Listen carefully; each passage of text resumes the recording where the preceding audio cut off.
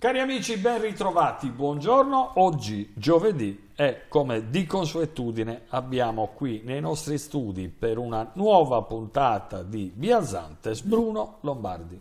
Buongiorno Bruno. Buongiorno a te. Ben trovato. Ben trovato a te, ben trovati tutti a casa.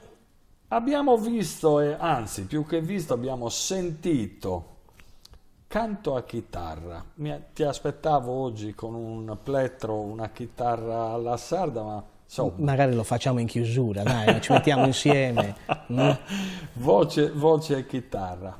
È un bel argomento oggi.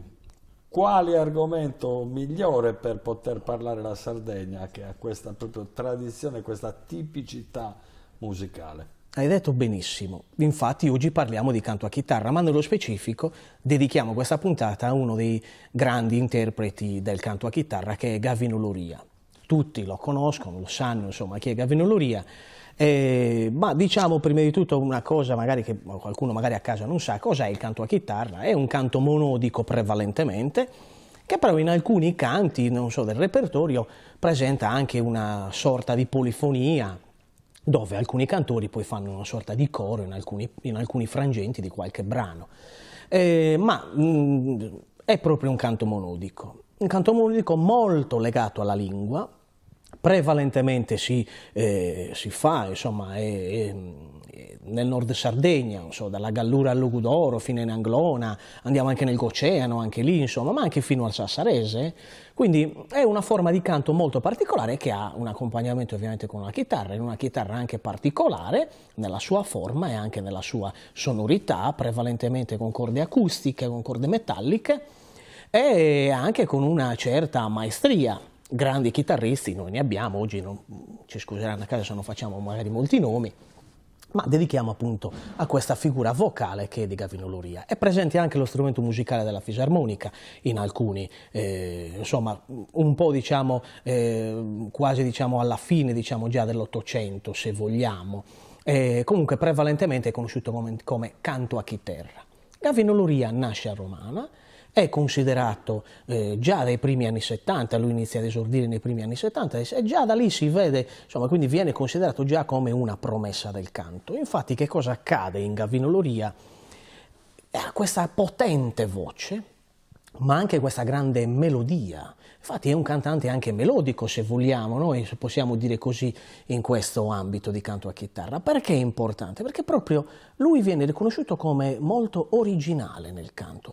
Ha forse questa grande capacità interpretativa interiore, quindi riesce evidentemente a condizionare interiormente, emozionalmente il canto per poi riprodurlo esternamente e quindi per il buon orecchio degli ascoltatori. Supportato da una buona vocalità. Assolutamente, una ottima conoscenza e padronanza della lingua cantata, in questo caso sarda. Lui è di Romana, abbiamo detto, anche se ormai da tanti anni risiede a Osilo, ha famiglia a Osilo, quindi è anche considerato osilese, appunto, se vogliamo, in questo senso. Ed è questa forse la capacità che deve distinguere da colui che grida il canto invece che viverlo, diciamo anche amarlo.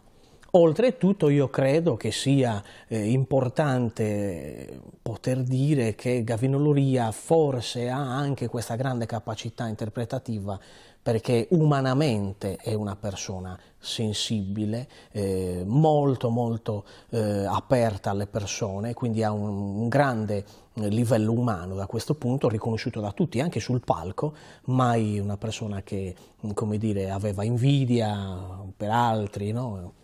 Quindi evidentemente tenia, come si dice in sardo, tenia su dengue, no? Noi diciamo così. Quindi evidentemente questa grande particolarità che si esprime nel canto. La sua voce è, diciamo, abbastanza ampia, potente, le vocali si vedono e si sentono tantissimo, quindi vuol dire che ha un'apertura vocale molto importante, e poi però anche questo sentimento all'interno della voce che è forse la sua più grande peculiarità. Purtroppo ha dovuto lasciare le scene per dei problemi fisici, purtroppo ha avuto insomma, dei problemi di salute importanti che però non hanno fatto dimenticare alla gente chi è, che cosa ha fatto ed oltretutto che cosa sta facendo ancora oggi, perché oggi è impegnato nell'insegnamento dei ragazzi. Quindi abbiamo comunque sentito, tra l'altro, nel contributo iniziale, che queste qualità che tu stai proponendo le abbiamo potuti ascoltare tranquillamente con le nostre orecchie, ed effettivamente sì, si vede, si riscontra il sentimento nel cantare, accompagnato appunto da una grossa dote vocale. certo, poi è molto, come appunto si è potuto ascoltare, ma anche in tanti altri canti, anche in canti difficili come, non so, la Nuoresa, oppure anche altri canti come il Mi e La, per dire, si vede proprio che ha una padronanza nell'inserirsi all'interno della storia stessa del canto. Noi non dimentichiamo, a casa appunto lo devono sapere, che l'emblema particolare dei canti nostri, compreso il cantachitarra, è l'aspetto poetico. Quindi c'è un aspetto emozionale, le immagini poetiche. Se il cantatore, anche come per esempio nel canto a tenore, per esempio a concordo, se il cantatore non riesce a svilupparle e riportare le immagini verso l'ascoltatore, è ovvio che rimane solo parola e non quindi teatro, immagini. Lasciami dire che il destare emozione è una prerogativa di tutti i generi musicali. Assolutamente Uno d'accordo, coglie nel certo. segno quando riesce a dare l'emozione giusta a chi ascolta. Certo. Questo è normale, No, certo, è normale per tutti. E questo era, dimmi. Mi piacerebbe ricordare una cosa, che poi dal canto così, dal canto a tenore, dal canto a chitarra, eccetera, poi si può anche approdare a situazioni molto più importanti, riconosciute tra l'altro in tutto il mondo e non solo in Sardegna. L'esempio più eclatante che abbiamo è quello di Franceschino De Muro, che partendo da una base tipo quella poi è riuscito ad arrivare ad essere uno dei tenori più apprezzati al momento in tutto il mondo. E dice una cosa molto giusta, perché questa è la dimostrazione che le tradizioni popolari, i canti popolari nostri, sardi, hanno sicuramente una marcia in più in ambito moderno, perché riescono a trasportare questo tipo di persone in questi ambiti, che apparentemente sono un altro mondo, no? Fungono anche da buona palestra, questo assolutamente sì, ma c'è una formazione, poi c'è anche una formazione mentale in questo aspetto. Quindi ovviamente questo non toglie nessun merito a Franceschino Di Muro, anzi, e credo che lui stia facendo scuola, diciamo, in questo senso, perché ci sono alcuni ragazzi che stanno, diciamo così, iniziando ad affacciarsi a questo passaggio che dicevi prima. Approfitto per salutare il nostro caro amico Francesco. E anche Gavino Loria lo salutiamo, perché è ancora in vita, lo diciamo, non stiamo parlando. È Gavino Loria. E di questa era doveroso dedicare una puntata a Gavino Loria, perché non solo lo merita, ma è veramente una figura del canto che molti dovrebbero ricordare e prendere ad esempio. Perfetto. Bruno, grazie. Oggi non ti chiedo che cosa porti la prossima settimana. Ma diciamolo. Lo vuoi dire? Parleremo di leggende sarde e andremo a incontrare le fatte a Pedra Mendalza. A Pedra? Mendalza. Le fatte a Pedra Mendalza. Va bene, quindi l'appuntamento lo rinnoviamo a giovedì prossimo con Biazantes. Permettetemi però in chiusura di informarvi su alcune cose.